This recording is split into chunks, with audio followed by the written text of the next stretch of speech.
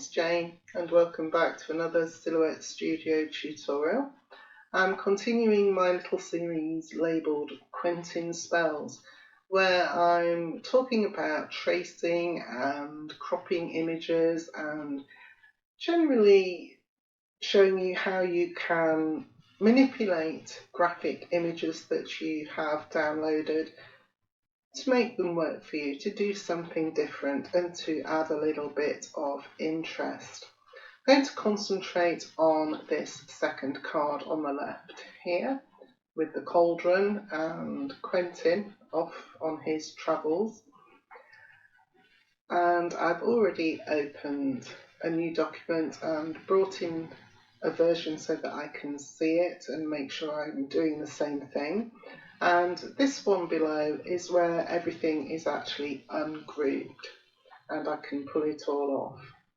And so you can see how it sort of all came together. Look, there's lots and lots of different elements to it.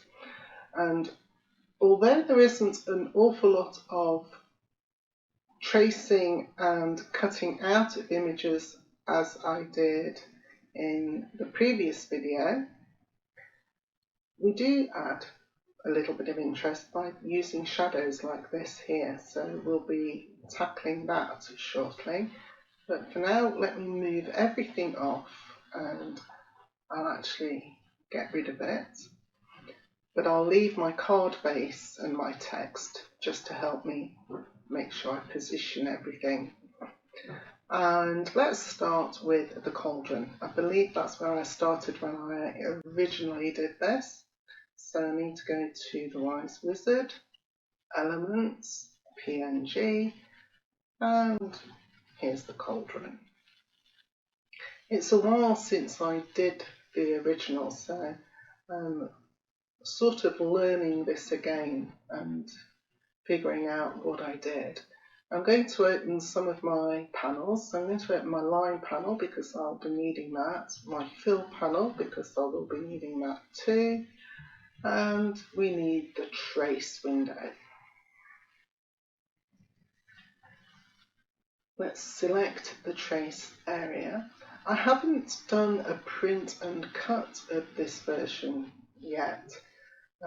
But my idea is that when I do, I will cut the cauldron out and raise it up on some foam dots. So I'm going to trace it, and from my previous experience with this bundle, I know we need to turn the threshold up to 100 to get the area to fill.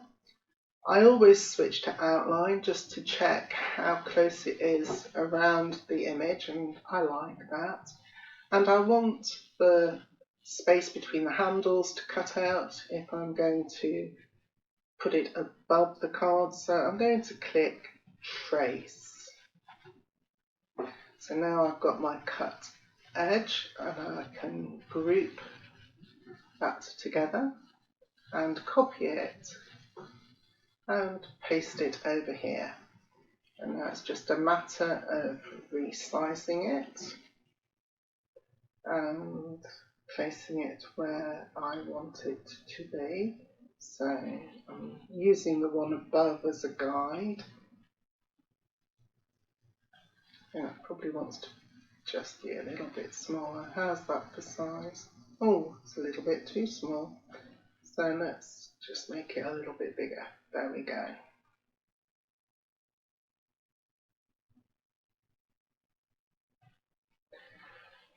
Next, I'll go and get the flames.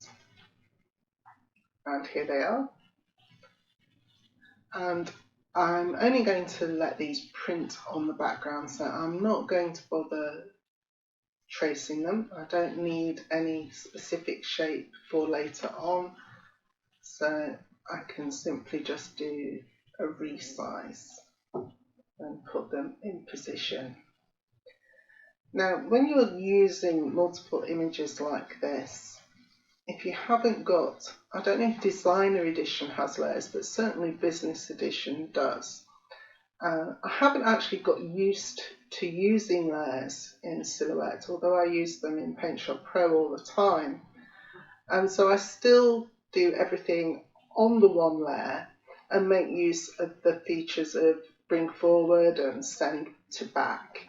Now, when you get lots of little bits to a design like this, it sometimes seems you're clicking send to back or bring to front quite a lot before you get your desired look, but I've still found that that's the best way. I'm also aware that perhaps many of you watching only have the basic edition because it does everything that you need, and so I want to try and make sure that these videos are as accessible as possible. So I try to make sure that I'm using tools that will be in any version, and so I'm quite happy to mess around using the tools that we all have access to rather than just ones that might be in the different versions of Designer and Business Edition. So I've sent my flames to the back, and I think that will probably be fine. I'm going to next open, which cloud did I use? I think I might have used both, so let's open this one, and we want to rotate it. Let's have a look and copy and paste.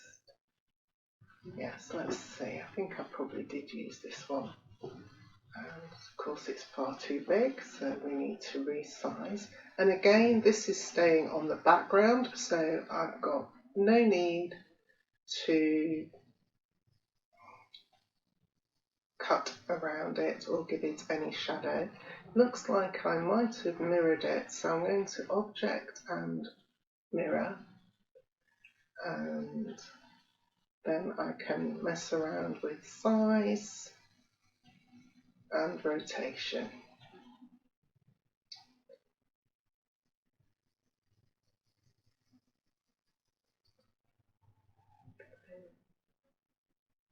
That's probably not far off where I want it for that one. So I can click Centre Back, goes behind the cauldron, Centre Back again, and it's behind my flames. And now of course I've got a couple of other versions, so if I duplicate it, I can grab the handle, rotate it, and resize for this smaller version over to the left here. And again, I don't need to mess with it too much because I'm only going to be printing it on the background. That will do. And then I want one more for over there, so I will duplicate it. And I think I've obviously mirrored that again, so let's do Object, Mirror. Oops, wrong one. I think we need to do vertical, mirror, flip vertically. That's better. And then I'll just change the rotation. Now, I'm not sure about the size yet, so I need to wait until I've got Quentin. So perhaps we should go and fetch Quentin now. And I'm going to close some of these files that are open. I don't like to have too many tabs current. Oops, there we go, back to here. And let's go and find Quentin in his Wise Wizard poses. And I chose pose number 1. I'm going to just resize him to fit on the right. And I know I mirrored him, so let's Object, Mirror, Flip Horizontal. And because I know that we add a shadow later on, I'm going to trace him.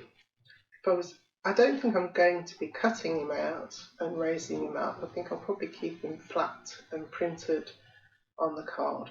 But I certainly want his exact shape for doing the shadow later. So we'll trace him as before. Got my outline, and I'll click Trace, group him together. and copy and paste. And now I can resize him and rotate him, and I sort of rotated him to look as if he's been blown off his feet by his spell making. And I've probably got him a bit big still, so let's resize him down.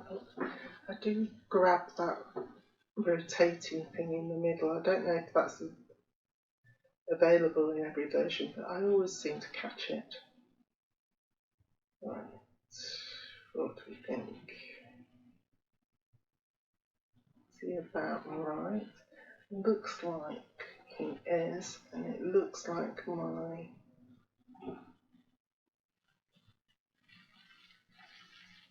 grey smoke is actually a little bit too big, so I'll move it again and resize it. There we go. Give it another little rotate. That's better. And now, because Quentin is in front of this bit of smoke here, it's a little bit awkward to get at. So if I click just outside, there we go. I can just get at it and make this a little bit smaller. And rotate it a little bit.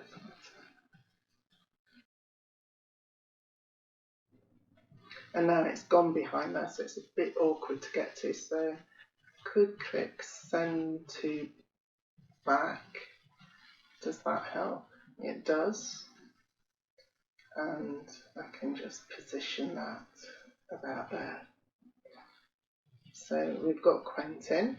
And now I'll go off and get the last few embellishments before I show you how I did those shadows. So we need to go back to our elements folder, and I'm after the little potion bottle, and it was this one. And let's also open those little stars, and I think I chose this one. Alright, that one. And again, I don't need to worry for the stars. I'm not going to cut them out. I'm simply going to be printing them. So again, it's a straight copy, paste and resize. So let's make them nice and small. I might have used the wrong one here because this line is a lot thicker than the one. No, maybe not. So let's just stick a couple of these here. So that's one. I'm going to duplicate. Twizzle a little bit just to add a bit of interest. That's two. Duplicate for number 3.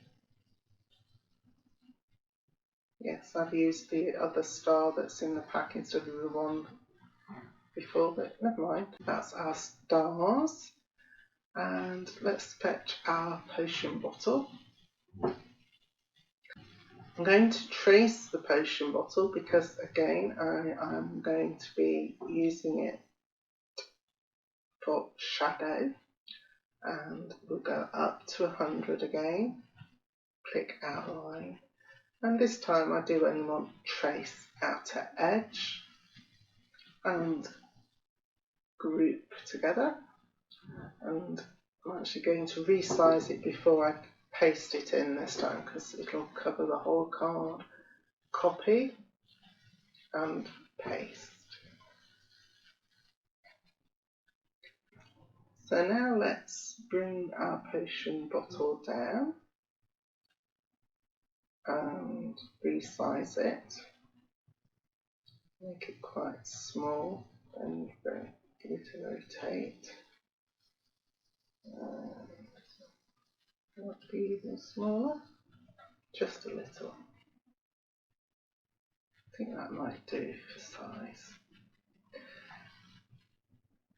I'm now going to duplicate that and just bring it over here.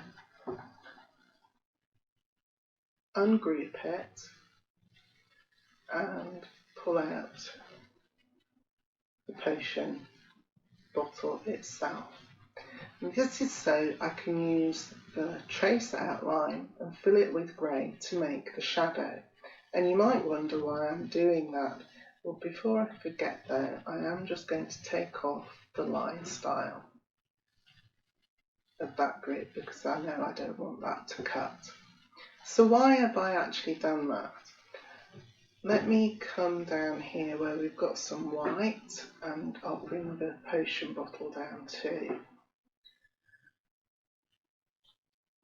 To add shadow to an image, if you've got a business edition, you can, or I think, is it designer edition? I can't remember which one. Certainly designer or business has got the option to add shadows.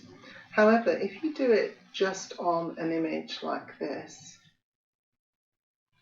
if I click the shadow, you can see I get a square shadow.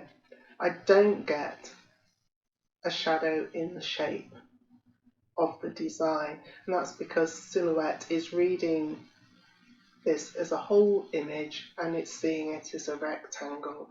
So I don't tend to use the shadow. So let's undo. If, however, I do it with the cutout version, you can see I actually get the shape. So if you have designer or business edition, you can certainly use this to get a shadow. You can also release the shadow and then you can move it around independently. Now, what do you do if you haven't got that? Well, that's why we've traced it. I can now fill that with a shadow colour, and we'll go for this second grey, I think. Yeah, that one might be too light, so well, no, let's try that. So I've gone for this first grey. I want to take the line off though. I don't want the line.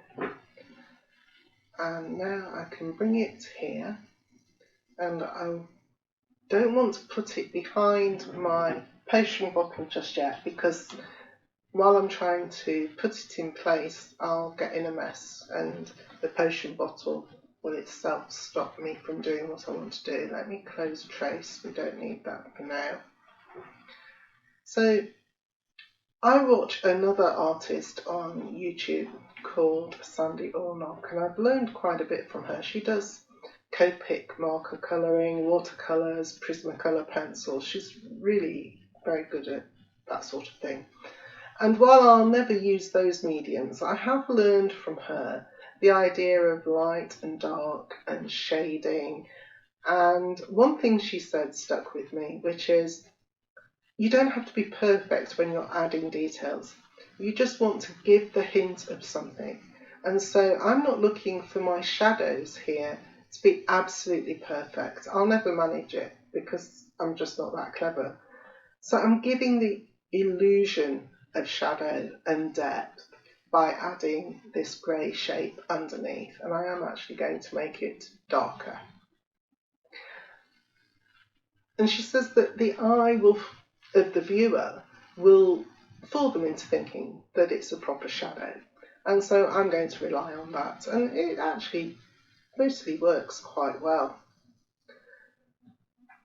So for this, I'm thinking that the bottle is flying through the air because Quentin's added a little bit too much to his cauldron and it's blown him and the bottle off their feet, so to speak.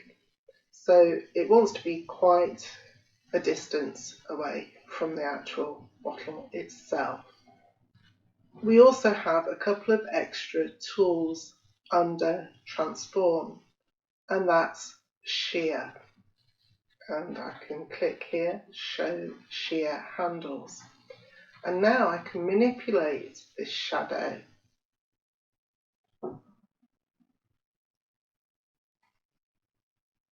to make some parts closer and some parts further away. It's really quite useful.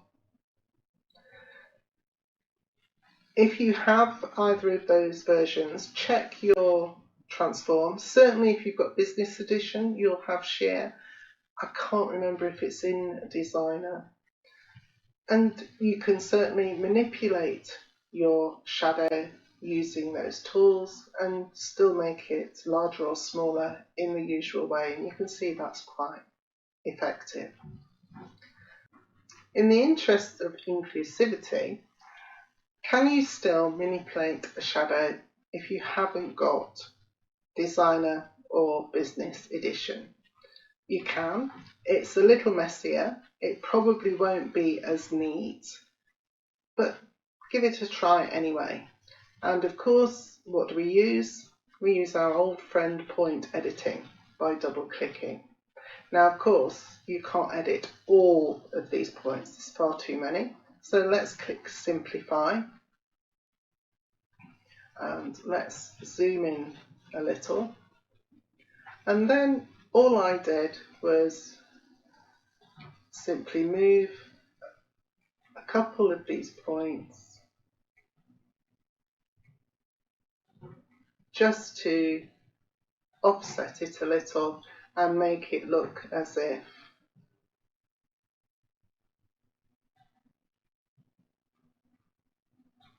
it's got some perspective. It is trial and error. It won't look perfect. There are far too many points, even with simplify, to do a brilliant job. So just do as little as you think you need. It's not as great as using Shear, but it's not bad, and it does help a little. And you'll just give it a little rotate, and there we go. We can get away with that. Like I say, it's not perfect, but as Sandy Allnock says, it doesn't matter. You're just trying to fool the viewer's eye that there's a shadow of that bottle. Let's add a simple shadow next, and that's the one for underneath the cauldron. That's a lot simpler. We just need to draw an oval. And again, we'll do it with the, no, I think I used a darker grey for this. So we'll use the darker grey. I don't want a line, so I've set that with the transparent option. And I'm just going to draw an oval. So I think that might do underneath. And I am going to make it darker because the cauldron is bigger and heavier, so it'll cast more of a shadow. And once I'm happy with it, I can click send to back, and I'll have to do it a few times because I've put so many things on here. And once it's behind the cauldron's leg, I'm happy. There we go. So now I've got the hint of shadow under my cauldron. And the last place that I added shadow was under Quentin, to make him look like he's flying through the air. And again, I'm going to quickly just duplicate him and bring him down here a moment. I'm going to ungroup him, take him away, and fill his outline with a light grey. He can be light because I'm sort of assuming he's higher from the ground, and so his shadow will be less dark. I don't know if that's true, but it's how I sort of viewed it.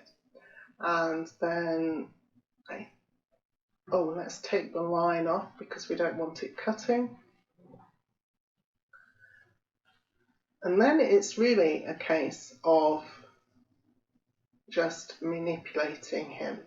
So I'll start off by putting him sort of there, and then I'm going to click send back, keeping the shadow selected because I want to still be able to move it once it's underneath Quentin, and you'll remember that sometimes it's awkward to touch something underneath another layer, and that's not bad. So then I'll just give it a bit of a tweak, and let me look at my original. Oh, I actually moved it a long way away. I forgot what I did.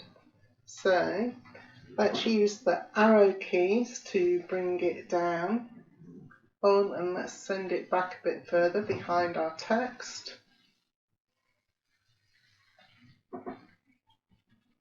And keep coming down. And I don't think I actually rotated it too much, but I'll just do a little bit. And why do I seem to... Oh no, that's his hat, isn't it? But I've got two versions. And he's a little bit close to that potion bottle, so let's put him over to the right.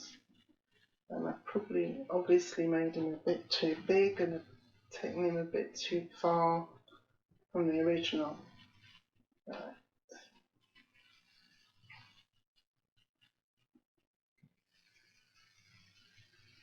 Although from that one, it seems like I actually had him. There we go.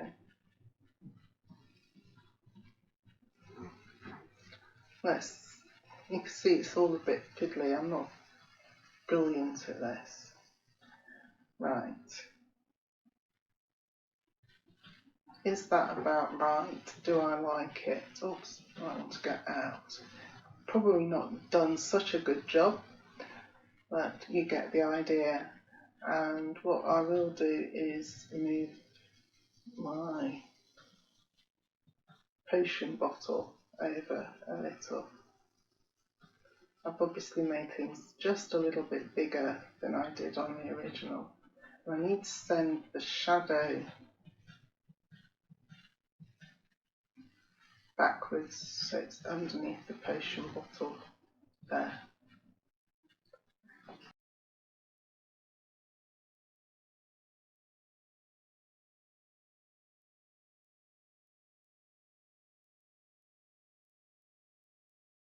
And that's our card finished. I haven't perhaps made as good a job as the one at the top because I had plenty of time to sit and fiddle. But I hope I've given you an idea of how you can add shadows and a bit of interest to your designs, and how even if you use the shadow tool in the designer or business edition, that you'll still need to trace your image to actually get the shape of the design and not just a shadow of the whole image that's been brought into silhouette. It's one of the things that really confused me for a while, that did. I got quite frustrated with it until I realised through watching the Tracing Without Tears series that I recommended in my last video, and I'll link to that below, how silhouette reads images, that when you bring in a PNG or a JPG, it doesn't see the individual design, it just sees the whole of the image. And that's why we need to trace, so that we can tell silhouette the path of the design and what we want it to do. That's all for today's video. It was slightly easier, if a little bit fiddly, and I'll see you next time for the last of our Quentin spells videos, where we make the final card. So until then, take care, and I'll see you next time.